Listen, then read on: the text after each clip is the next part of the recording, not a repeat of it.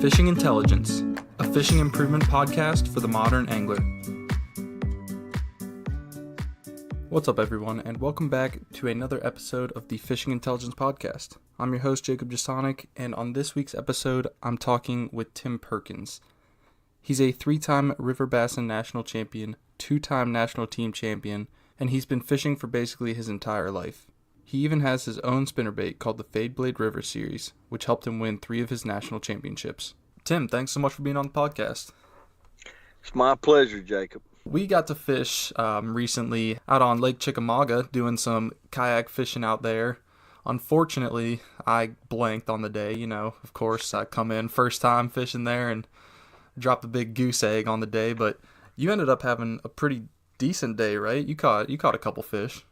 I caught 3 fish. I wouldn't call it a decent day, but I survived, and I guess that's the competitive nature in me. I downsized a lot of things, and I kept everything hush-hush, and I had to beat you guys, so it kind of worked out for me. It was a hard day, Jacob. Yeah, and I mean, that's part of your nature, right? You gotta be competing, gotta be winning. You've got 3 River Bassin national championships and 2 national wins, so obviously a winning guy there. That's correct. I have a big sport background. I played college baseball. I've coached for 34 years. I've just competed, so it's just hard to let it go. I can't. So how did you actually get into fishing in the first place? I started fishing in rivers and creeks when I was a kid. My grandfather, I think I'm a 4th generation river person, and floated a lot of little rivers and creeks here in state of Alabama, and just got my start that way. I started competing out of a bass boat probably when I was about 20 years old, and went that route for about 20 years, me and about 2 billion other people, trying to duke it out and winning gas money. And I was kind of successful. I'd won several championships. I'd made it in Operation Bass, which was the FLW series now, but I'd made it to the All-American twice in my life, and I was proud of that fact. But, Jacob, I ran on a dime store budget and duct tape, and had to learn some serious lessons, and had to donate a lot, but I did make it. I knew in my mind that I could fish with those guys. So then what brought you from fishing out of the bass boat to then switching it up and hopping into a kayak? Well, it was kind of a strange story and a testimony to boot. I did the bass boat thing, and was like a lot of young knuckleheads today.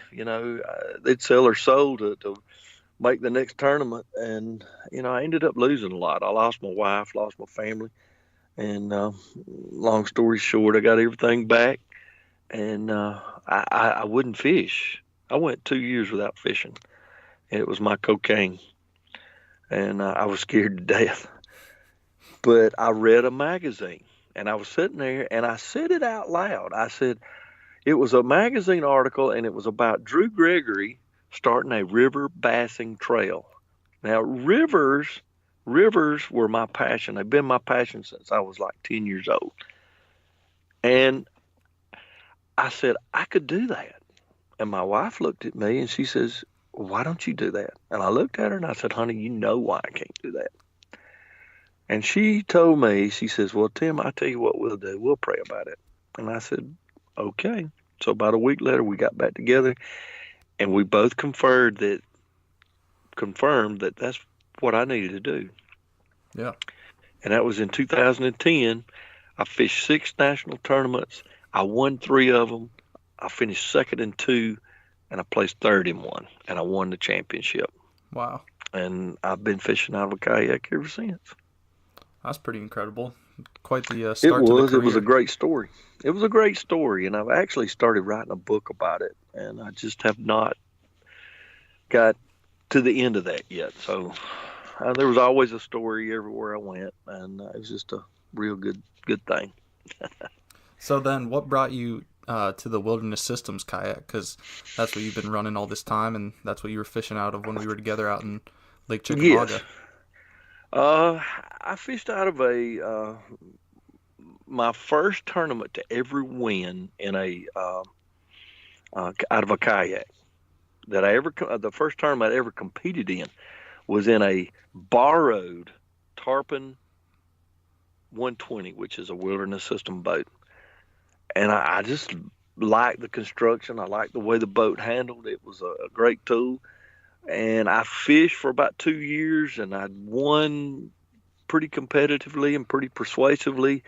And I met Jeff Little, who was with Wilderness System, and he's with Torpedo right now. I met him at the national championship in Virginia, and just made ties. And he made a phone call to me and asked me if I'd accept, and I accepted, and I've been with him ever since. And they make a great boat. They always look nice. They got some excellent colors. And is there a favorite boat that they have that you like to fish out of? I'm glad you brought that up.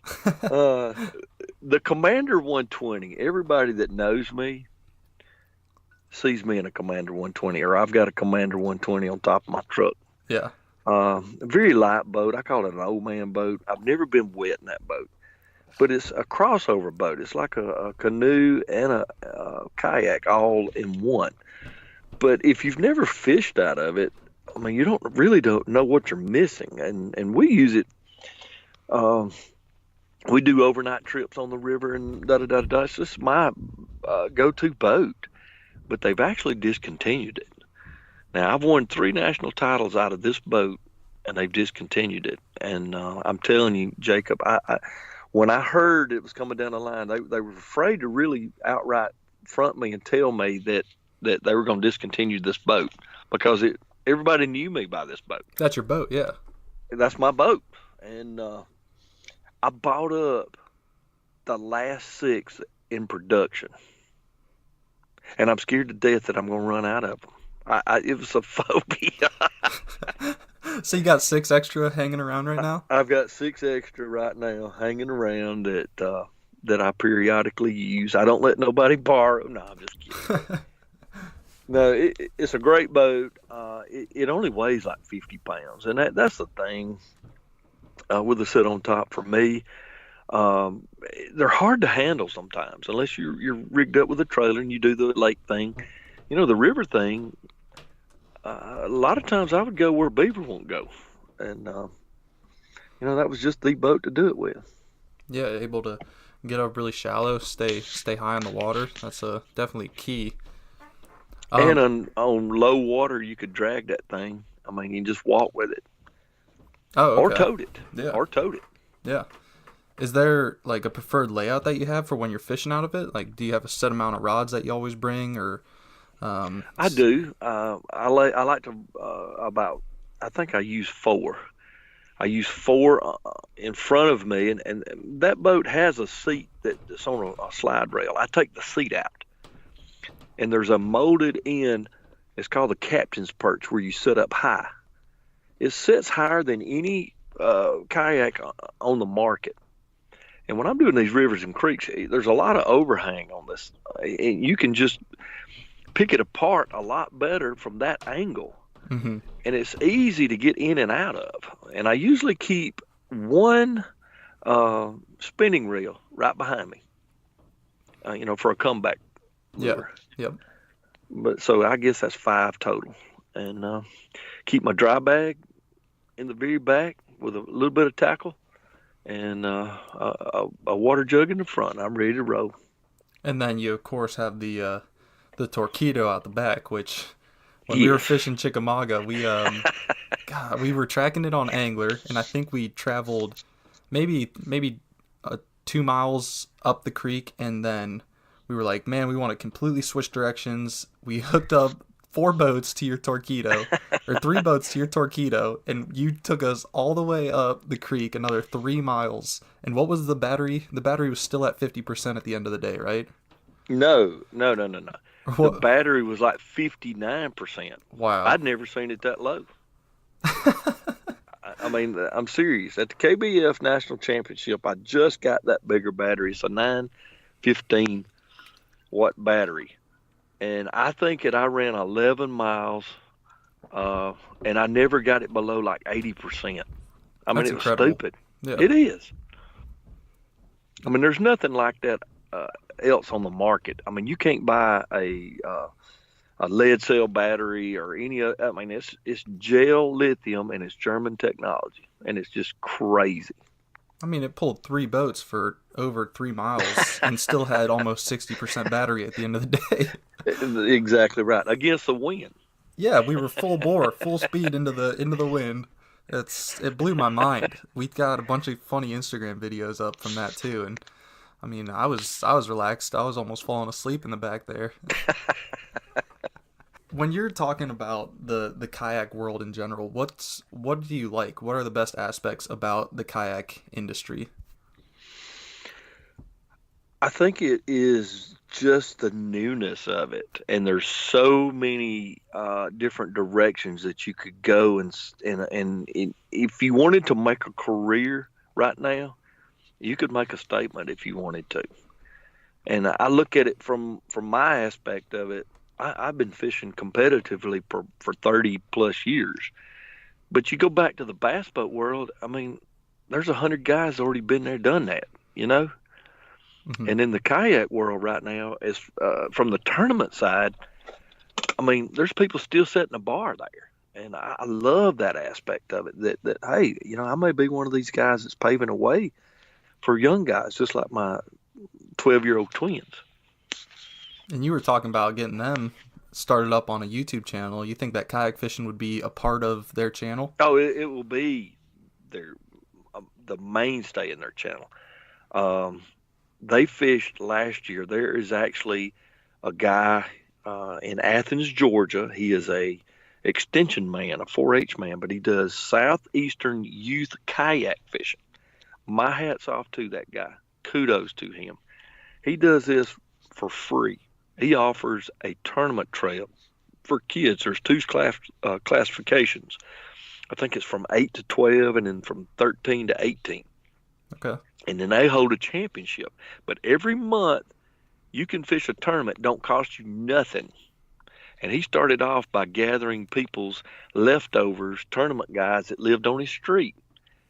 And he would hold a little competition for these kids online, CPR, and then he would hand them a bag of worms. But I mean, a bag of worms that we throw away that, you know, that we didn't particularly like that color, a kid loves that. Mm-hmm. And he's grown. So my kids actually competed in that last year, and they did fairly well. They did. Well, when you got got that same bloodline running through, I mean, you're a champion, so they of course have to be winners, right? That's correct. I've got one that oh my gosh, I kidded with my wife, but I wasn't really kidding. I was doing some online stuff last year myself with KBF, and I could only take one of them because 2 of them, oh my God, I couldn't catch a fish. I can't catch a fish behind one of them.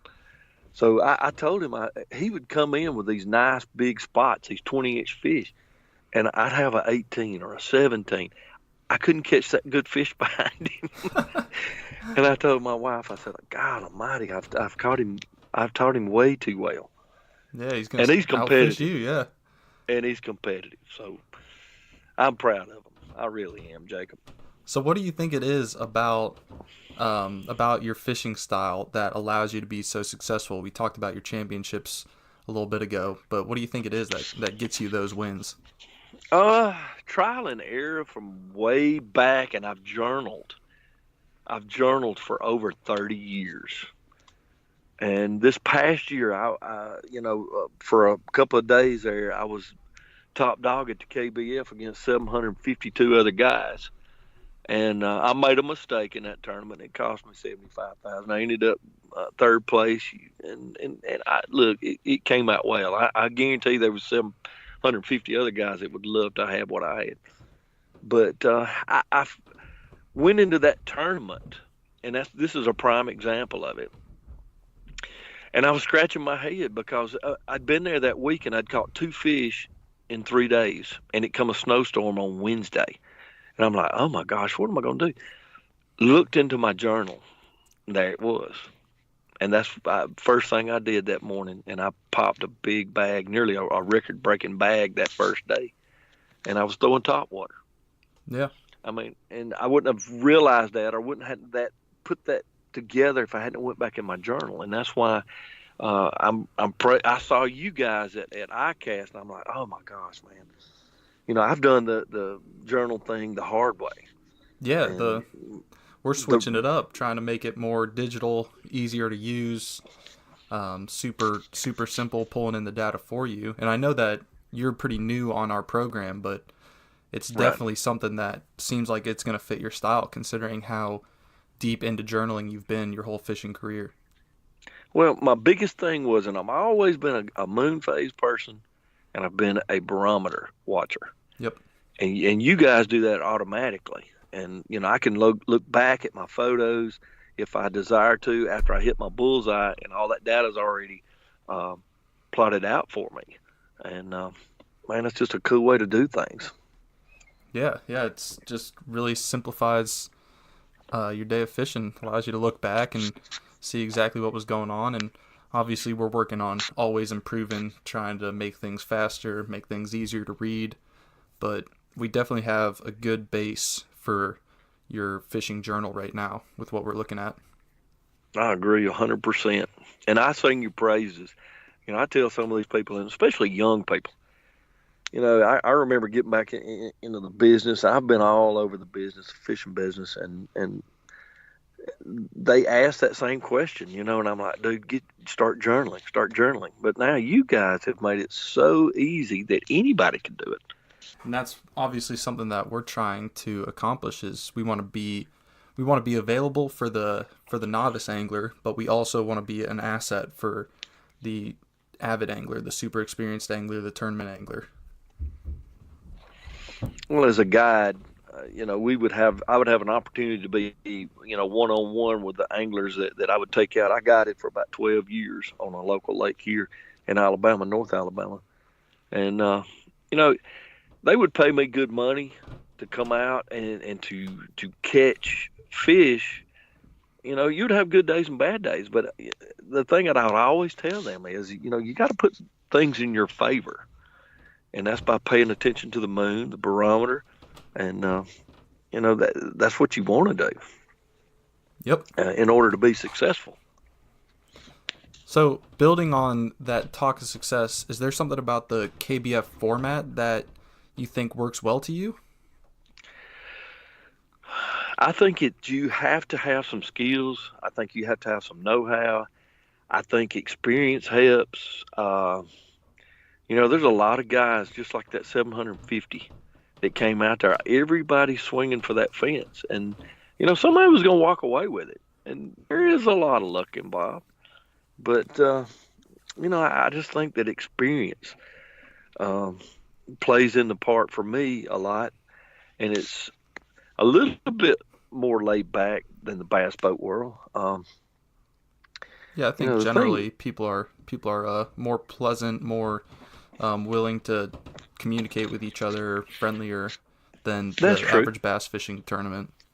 That's true, and will help you.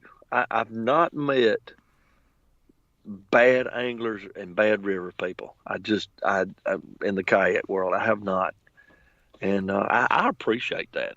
I really do. And it's just like at the Nationals last year. I had to disclose my location because the camera boats were coming. And I probably had an armada of about 12 boats around me, and they stayed off of me and let me fish the area, and I appreciate that. But I do appreciate that part of the kayak fishing world, the camaraderie, and the guy that beat me, Dwayne Taft this year. Love that guy, man. We've become good friends, and I stay in contact with him. Yeah. That's the one thing in the kayak fishing world. I've had the opportunity to be on some big stages. I've had the opportunity to be in some big states and different states. And I guarantee you I could pick up a phone right now and call somebody, and I'd have a place to stay if I wanted to, and they'd help me load or unload my kayaks or show me a fishing spot, no matter where we were. Yeah, that's something I experienced when I did the angler tour. It was wherever I went, there was always somebody who was willing to come out, fish with us, provide us some housing, give us a meal. People are just in the fishing community. It's good folk for sure. It is good, folks, that's for sure. And I always want to extend that back to you guys, not only with angler, but with the guys that I compete against. I mean, they all know me. I've got a bedroom in my basement that's nothing but for people that come through that want to fish. And I always say my door's open. So you talked about the KBF taking you around to different states, different fisheries. Is there a favorite fishery that you have? Wow, that's a hardie. I've been on so many lakes. I appreciate Santee. I mean, they all have their little quirks about them. I've been on some great river systems. But the one thing that, Jacob, I will say that I have found that a lot of people miss, they try to make this game very hard. I'm very simple. Even in my boat layout and all this other good stuff, I want to keep my stuff competitive, but I'm very simple. Mm-hmm. A bass is a bass is a bass is a bass. If I go to Georgia, guess what? It's a bass. He acts like a bass. If I go to Mississippi, it's a bass. It acts like a bass. And, a lot of people, I mean, they just get so just bent out of shape. Oh, my God, we're going to, Santee Cooper up in South Carolina. I'll be lost there. No, we're all still fishing for that little green fish, and they all eat the same way. That's have the same life cycles, and I guess that's where experience takes over for me. I've listened to some of the greatest fishermen on the planet in person. I've read their books. I've become a student at an early age. And so Rick Klein puts on this presentation. And to me, Rick Klein's one of the greatest that ever lived. And it was just his format about finding fish in a strange place. And when he laid it out there, I'm like, wow, how simple is that? He takes a ruler. He takes a ruler and he takes a map of a lake and he divides it into 3 different areas. Okay. And then he takes a major creek and he does the same thing, puts it in 3 areas. And what he's gathered, all the information he's gathered over the years and the outcomes of tournaments over the years on that specific lake, they all fall into this. As simple as pie. According to what phase the fish are in, whether it's or what season they're in, they'll be in one of those areas on that creek, and it gives you rules of thumb like winter and spring are a lot alike. Mm-hmm. No. Excuse me. Winter and summer are alike, and spring and fall are alike. Okay. And he'll put you in section 2, and you move to section 3.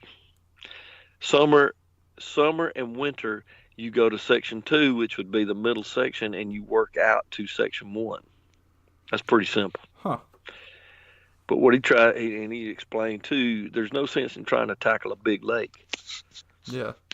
You find you a good creek that's facing down river, and you go in that creek and you treat it like a whole lake. Okay, so break down the water more and you'll have a better chance of success. Yes. So you could do that at home, and that's before. Look, I listened to that before Bass U was Bass U as you know it. It was I forget what the name of it was, but the Bassmasters was putting that on, and they would have 6 of the Bassmaster pros. They'd have 3 there on Saturday and 3 there on Sunday, just like what Iaconelli and them do. But man, that just made more sense than anything about locating fish. And see, that's pre-computer, where you could take the Google Maps and do your work. Yeah, now you can just use Google Maps to section it off or get a better look at it. Yeah. And that's another thing that we've added into the app now is that explore feature on the map where you can basically use it as Google Maps, but you can also drop pins now without Yes. being in a trip. So you can go in, section it off if you'd like to, and then drop pins where you think they're going to be. Do a little bit of pre-fishing without actually being on the water. Oh, that'd be awesome. And I think I mentioned to you the one feature that for me as a fisherman, distances. Being Mm-hmm. able to navigate distances. I mean, just like for me doing my map work, that I could pull a pin from here to there, and you tell me how far that is. Or in my app, and it shows that one place. You and I told me, you told me that I think I got to go in and get my settings correct.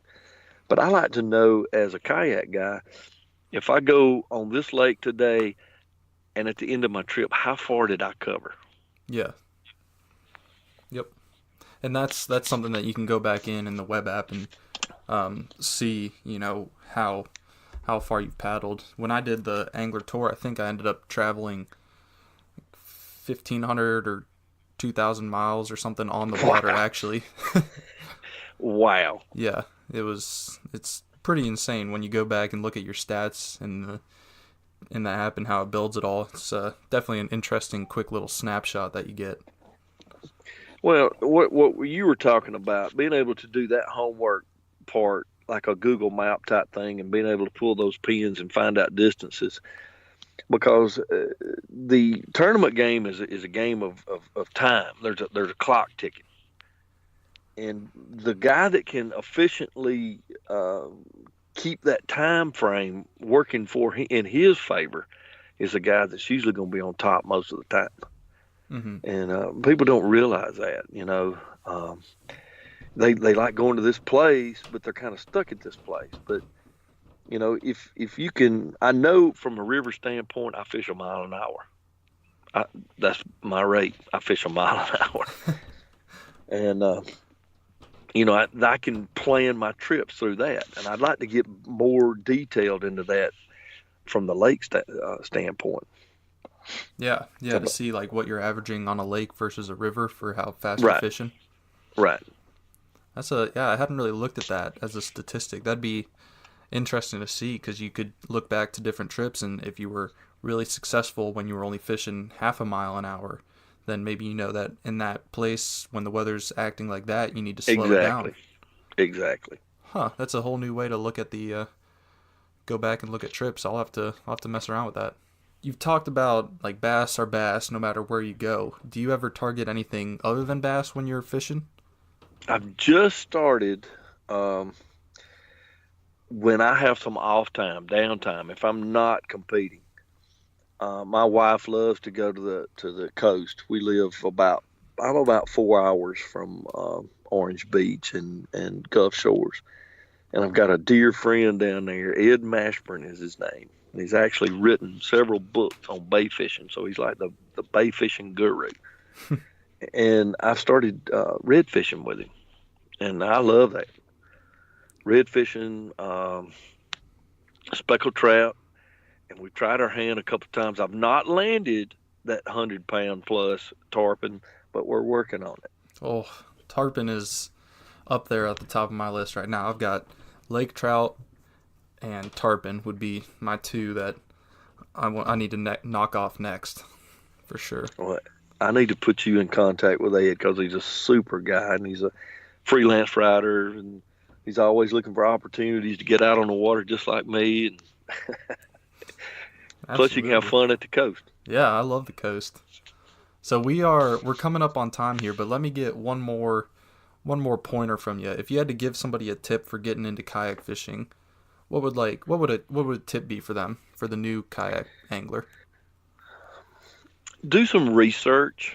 I'm around a lot of people.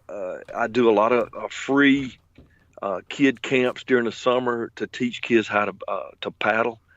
And there are a lot of people out there, especially parents, that will go get a $1.98 boat. Get you a quality product, and you can get a lot of, if you'll do your research, if you'll get on some of these companies' websites and go to their pro staff. I guarantee you could call any member on the Wilderness pro staff or any of these other pro staffs, and they would be glad to sit down and talk to you. And a lot of them would not just steer you in the direction of their product. They would try to tell you what's the best product as far as a boat goes. I think you need a quality boat that you're not going to fight. The boat's going to work for you. And you can get it at an affordable price. I mean, there's always all kinds of price points right now. Mm-hmm. And, you know, as a father and a family guy, it would be hard for me to go out and purchase some of the boats that I run right now if I had to buy them outright. But there is some lower entry level type boats that would be just as good, but it just won't have all the bells and whistles, and you could build up to that. Yep. So I would give them that kind of advice, and to probably the biggest thing for me, and I'll leave you with this, Jacob. You're a young man fixing to come up. I'm an older man like your daddy now. I'm going to talk to you like your daddy. Oh, always keep your priorities correct. I made that mistake one time in my life, and I'll never make that again if I can help it. And I made my wife a promise that, first of all, I'd never take money off of our family table to follow my passion, and that I'd always try to have my family spiritually in a church somewhere. And I've done those two things, but I'll always try to keep my God first, my wife and my family, and then fishing. Beautifully said. Keep your priorities straight. I do appreciate that advice, and I also appreciate you hopping on the podcast and talking with me for these past 30 minutes. It's definitely been informational, and I think the listeners will have gotten a lot out of this one, so thank you for being on. Well, Jacob, I've appreciated it, and I thank you so much for the opportunity. And I hope you come. You heard me tell you that the door's open. I expect to see you in Alabama. I will be in Alabama. I'm planning on it. I want to get down there. It's too cold up here in Ohio, so I'll try and make a trip for sure. Well, I tell you what, now for Alabamians, normally I am in shorts about this time of year, but I think we're in for a cold winter. Uh-oh. But I promise you, about the last of May and June, if you want a trophy spot, put that on your list. I'll put you on one, brother. Well, I appreciate it, and thank you again for being on the podcast. All right, brother. Thank you guys for listening to another episode of the Fishing Intelligence Podcast. Please remember to leave positive reviews and ratings on Spotify, Google Play, and iTunes. And as always, catch you next week.